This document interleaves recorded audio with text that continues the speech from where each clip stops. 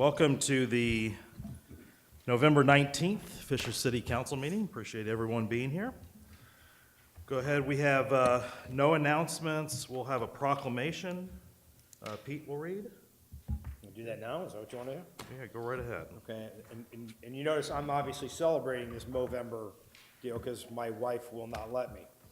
So, City of Fisher proclamation. Whereas the global charity Movember Foundation's vision is to have an everlasting impact on the face of men's health, and whereas the City of Fishers is committed to raising awareness about men's health issues and their effect on fathers, sons, brothers, uncles, and husbands across Fishers and the world, and whereas the City of Fishers encourages its residents to talk about their mental health and take the Stigma-Free Fishers Pledge to commit to a stigma-free culture, and whereas a building a refuge seeks to assist men and Fishers in creating a community of support for those struggling with addiction, suicide, depression, anger, and anxiety, and will host its final Movember event December 1st.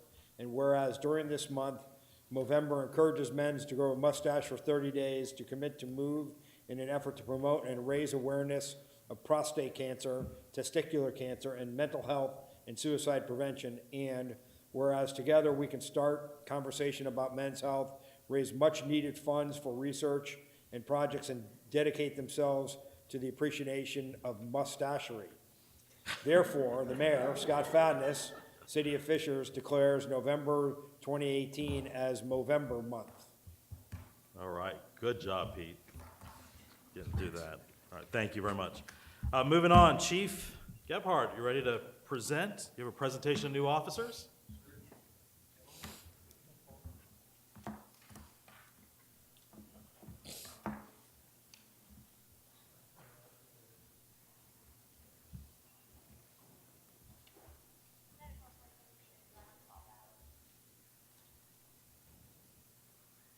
So, 4 new officers for Fishers Police Department, and what's pretty fascinating is this whole wall.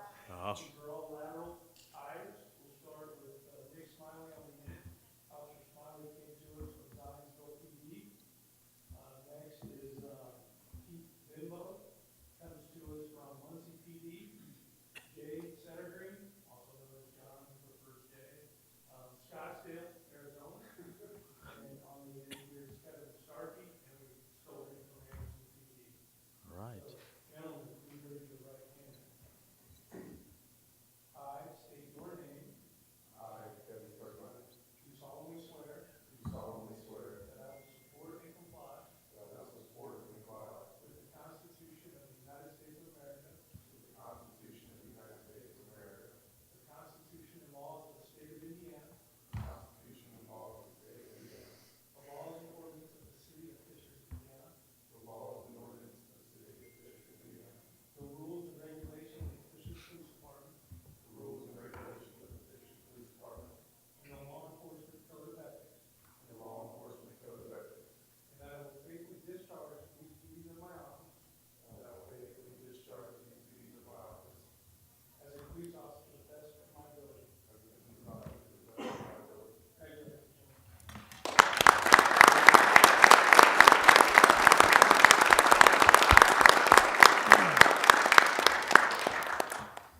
Chief Gebhardt, if you get a second before you leave, perhaps you could share with the council maybe a quick update on Officer Dennis. Yes. I know many of them are concerned about his welfare, so. Sure. So Officer Ben Dennis, the mayor and I were down to see Ben this afternoon. It's a good job. Congratulations, Doctor. Got it.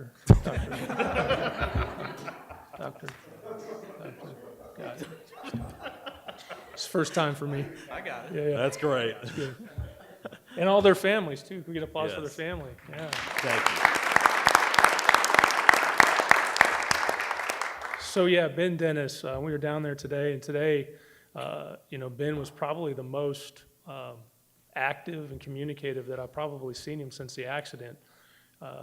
He was at the rehabilitation center there, and they noticed and become aware of an infection in his right leg, and he had to be transported back to Methodist to be worked on. So they immediately went to work, and he's had multiple surgeries over the last week and a half to cure that infection out. As of today, Mary and Ben reported the infection is completely out, We need to make sure that it stays out because they can come back unannounced to us. But today, Ben was awake, he was communicating, he was talkative, he was engaging, he gave me lots of nice compliments in front of the mayor. It was nice, it was good to have. He hopes to get back to the rehab facility by the end of this week. Their rehab facility team's gonna come in and meet with the Methodist team to make sure everybody's up to speed on his care and most current care that they can provide for him. So as for right now, he's in the fight to get healthy, and today was a good day. So we'll take it, right? Outstanding. All right. Yes. Happy Thanksgiving. Yeah, happy Thanksgiving. All right, moving on, Finance Committee report. Okay. I was chair of the Finance Committee report because Councilor Stoller had some other things going on, and we really talked about, really the only item that's on the agenda tonight is on the budget financial, item 111918A regarding the issuance of bonds for Fire Station number 91. We did unanimously recommend that for the council to consider for approval. Anything else? That's it. Good. All right. Thank you, John. Appreciate it. All right, moving on to the consent agenda. Do I have a motion? Motion to approve. Motion by Pete, Second. second by Eric. All those in favor? Aye. Aye. Any opposed? Motion passes. Todd, real Oh, quick, go I ahead, will be yes. abstaining from the regular session, the November 5th item. Everything else I will vote for. I just was not here for that meeting. Okay. Jane, did you get that? Yes, Okay, November all right. 5th. November 5th, all right. And Rich. Anyone else? All right, sounds good. All right, moving on, rest of the agenda, R111918D.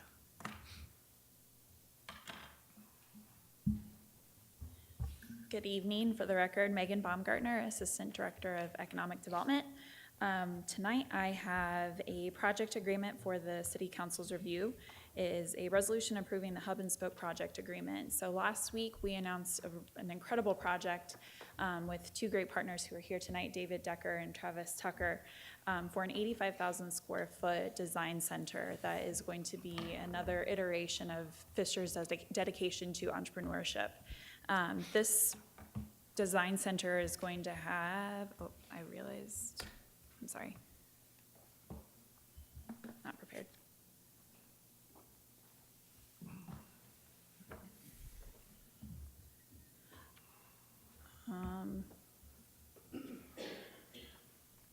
I haven't done this before since we've done the new one. Man, it's been a while. I blame the baby.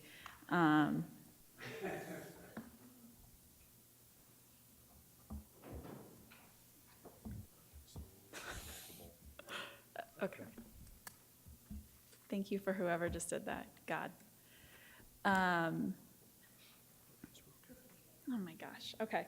85,000 square foot design center with about an approximately $14 million investment. This design center is going to have co-working space, it will have a maker space. It'll focus a lot on the trade and home building industries, and we see this as a great opportunity for future workforce development in a really struggling area with those skilled trades. This is a partnership, again, with David Decker and Travis Tucker. Some initial tenants who will also be going in here are Battersby, Danielson, Asbell and Associates, Franklin Window and Door, AOCO, and On Point Real Estate Solutions. The City of Fishers is proposing in our project agreement a 10-year traditional real estate property tax abatement, so that goes 100, 90, 80, 70, et cetera. A waiver of city fees, which we estimate to be about $400,000, and then a master lease of office space and maker space that will go before the Redevelopment Commission for consideration in a couple of weeks. This is going to be located at the southeast corner of the Nickel Plate Trail on 106th Street on Edgeworth-Lasky's land. So again, creating more opportunities and vibrancy in that corridor with the new interchange, with the recently completed road work there. And then again, they're really excited to be right adjacent to the Nickel Plate Trail. So Travis and David, anything? Thank you for your partnership. Any questions for me about this project? Any questions or comments from council? Just a quick comment. I can't, even begin to I guess, appreciate for what you guys are bringing to the city. Again, launching off what the mayor started along with Launch Fishers and the IoT lab, continuing that vision as we continue to move through the evolution of Fishers to where, I don't even think we're partway there yet, but I think we're certainly on our way to a great place. When this was brought before council in executive session, I was really kind of blown away on what you guys have done. So I'm highly encouraged at what's going on, and certainly appreciate you guys choosing Fishers as a place to do it. With that, I'll make a motion to approve. Actually, I was going to have a comment, if you don't mind, Pete. Yep, go ahead. Certainly appreciate your investment down in this corridor. I have my business, my CPA firm in Cross Point, and I will certainly be one of the first people to pull up the rail there when we get that trail put in, when we're able to get that approved. So I'm very excited and really appreciate your investment. So Pete made a motion? Yeah, and I just can't think of a better project for this. I mean, I just can't think of something that would be better. So this is vibrant, what we talk about, right on the trail. This is going to bring validity to what the vision is right away. So outstanding. Any other questions or comments? Got a motion by Pete, I'll second. second by John. All those in favor? Aye. Any opposed? Motion passes. Thank you. Moving on to R111918F. This one is a resolution transferring real property to the City of Fishers Redevelopment Commission. So last November, the city put out an RFP for property on the north side of the amphitheater. One of those companies who received, or that we agreed to a project with, was Fishers Ellipse, also known as BW Development. Their 45,000 square foot building, they are moving forward with that. The project agreement, the council approved in May of 2018, and today is that final step of approving that transfer of the land to the Redevelopment Commission, which then transfers that land directly to Fishers Ellipse LLC. And just as a quick refresher of that, this Fishers Ellipse LLC is paying the city $15,000 for that transfer. Happy to answer any questions. Any questions or comments? Do you have an update on what you think the start date will be for this? I believe in the next week or two. It's quick. Very good. Yes. Yes. And they've had, we're hoping that we can start announcing some of the great tenants that they've started signing there as well. So I think there'll be some really exciting developments. Awesome. I'll make a motion to approve. A motion by Eric, Second. second by Rich. All those in favor? Aye. Any opposed? Any abstentions? I'll abstain. I'm going to abstain. So Pete and John abstain. Motion passes. Thank you. Thank you. Moving on to 111918A. For the record, Lisa Bradford, City Controller. The ordinance before you is authorizing the issuance of bonds to pay for capital improvements and incidental expenses related to Fire Station 91. As a refresher, Fire Station 91 is the headquarters right behind where we're sitting, and as we've discussed during budget season and other previous council meetings, the capital improvement need for these fire stations. So this bond will be a not-to-exceed amount of $9.5 million. If there are no questions, I'd ask we suspend the rules and have first, second, and third reading, and then I'll step aside for the public hearing. This is just for 91? This is just for 91. Last month, we did 93. We're going to do 93. Yeah. So, yeah, and we did 93 I'm going to already. go ahead and open up for public hearing. Anyone wishing to speak, step forward, state your name and address for the record. You'll have 3 minutes to speak. With no one stepping forward, I'll close the public hearing. Any questions or comments from council? Motion to suspend. Okay, motion by Pete to suspend the rules. Second by Cecilia. All those in favor? Aye. Aye. Any opposed? Okay, The motion to approve. and motion by Pete. Second by Cecilia. All those in favor? Aye. Aye. Any opposed? Motion passes. Thank you. Moving on to 102218D. Good evening. For the record, Ross Hillary, City of Fishers Planning Department. Before you tonight is an ordinance to approve the annexation of approximately 12.4 acres to be known as Ritchie Reserve. Council will see this coming before them for a rezone in the following months. With that, you did approve the fiscal plan for this annexation. This is the final reading of that. Happy to answer any questions. Any questions or comments from council? Motion to approve. Motion by Pete, second by Rich. All those in favor? Aye. Any opposed? Motion passes. Thank you. Moving on to 102218E. Before you tonight is an ordinance for annexation of approximately 1.67 acres, which will be part of a larger development that will be known as the Stations at Fishers District, which is directly directly east of the Fishers District. With that, you will see this come forward in January for PUD. Happy to answer any questions on this one as well. Any comments or questions from council? Motion to approve. Motion by Pete, Second. second by Rich. All those in favor? Aye. Aye. Any opposed? Motion passes. Thank you. Moving on to 102218F. The next ordinance before you is for the annexation of approximately 1.72 acres, known as the Worsler property, located on 126th Street. It is looking to be straight zoned after this action. Be happy to answer any questions on this one as well. Any questions or comments from council? Motion to approve. Motion by Pete, Second. second by John. All those in favor? Aye. Aye. Any opposed? Motion passes. Moving on to 111918C.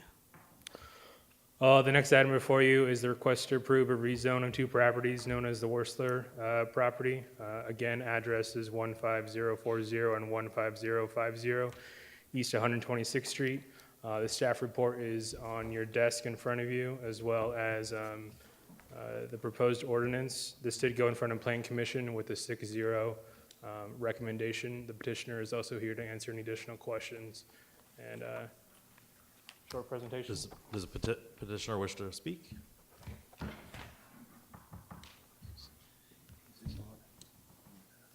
Who's this guy? Good evening, Mr. President, members of the City Council. For the record, my name is Steve Harden.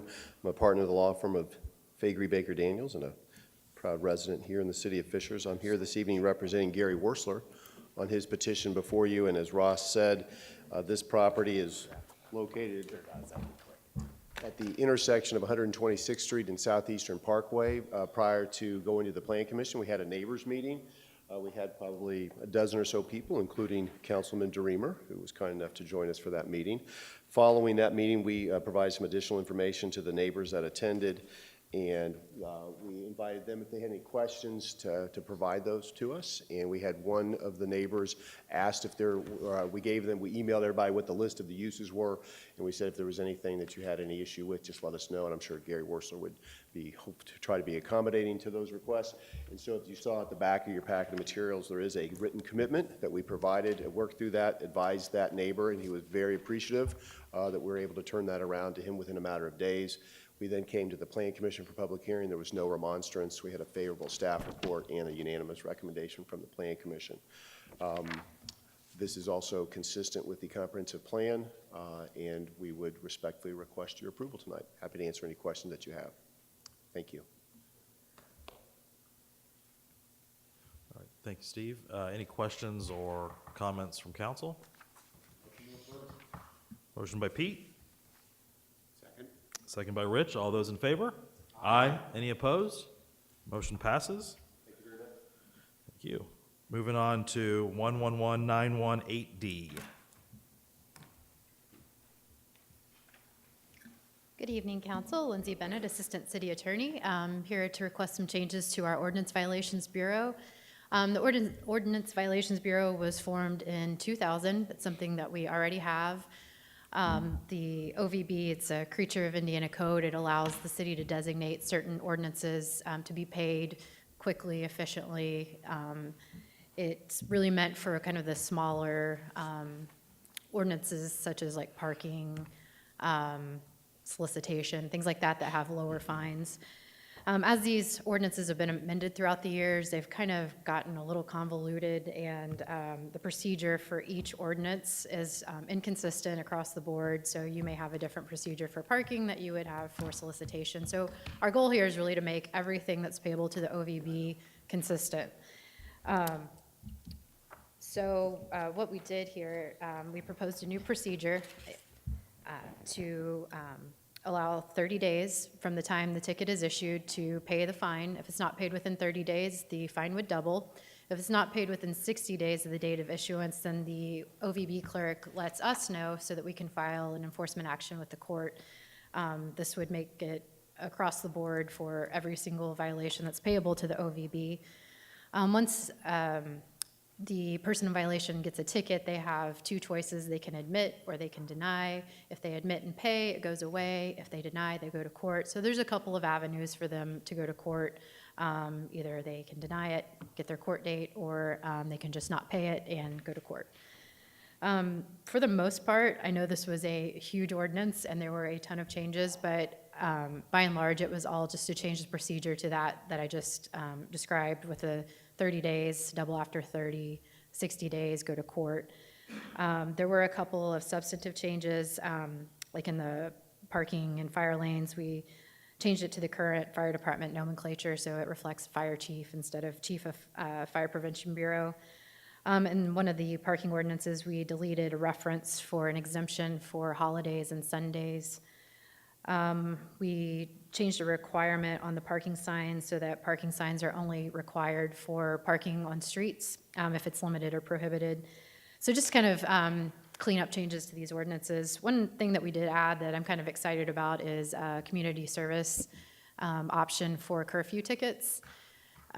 Typically, you have a situation where a parent will call because their juvenile child has stayed out past curfew. The police will pick up the child, bring them back home, give them a ticket. They come into court, and then they get fined. And who pays the ticket? The parent.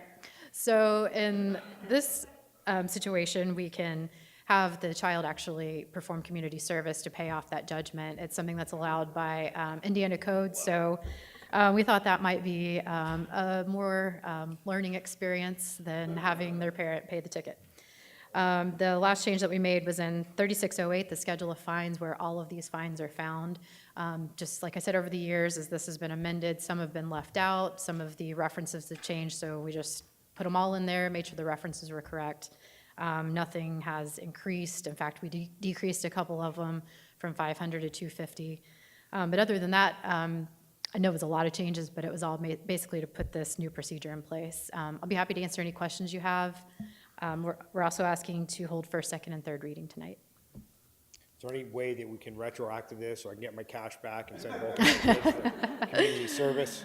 I'm That would be sure my there are question. many parents out there that would enjoy that. There's no other questions. Well, hold on a second. Yeah, with regard to this, is there any sort of communication that needs to go out that of change of procedure? Is this just more procedural that is back house that really doesn't impact? We don't really do any kind of, like public notification or change of procedure. It's really just for our officers.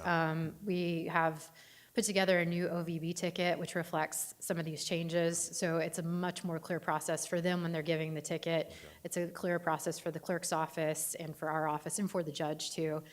So mainly it's just so anytime there's a ticket, everybody knows, hey, pay this in 30 days. If you don't, then it'll double. And then if you don't pay it at all, you're going to have to go to court. Gotta get the word out. There you go. But we do publish the fines as well. Anytime there's any change in the fines, even though it's not technically a new fine or a changed fine, because we've changed even the language in the fine, we're required to publish notice of that. So I will do that this week. Okay, all right. Chris, is there a public hearing requirement here? She talked No. about doing 3 readings. Is there a 3 readings requirement? Or is this just a single ordinance? This is that an we can amendment pass? to an ordinance that we have outstanding, so we do need to suspend the rules and vote Okay, on it. then I'll make a motion to suspend the rules and approve on first reading. Pete to suspend the rules. Second by Rich. All those in favor? Aye. Any opposed? Motion to approve. Motion by Pete. Thank you, Rich. second by Rich. All those in favor? Aye. Any opposed? Motion passes. Thank you very much. Thank you. Any other unfinished business, new business? Nothing? All right, I'll go ahead and open up for public input opportunity. If you would like to, you can step forward, state your name and address for the record. You will have 3 minutes. You can share anything you want with regard to the City of Fishers. It does not have to be specific to this agenda, so I'll open that up at this time. With no one approaching the podium, I'll go ahead and close that time. And motion to adjourn. Second by Cecilia. Motion's passed. We're adjourned. Thank you. Don't leave yet. Yep.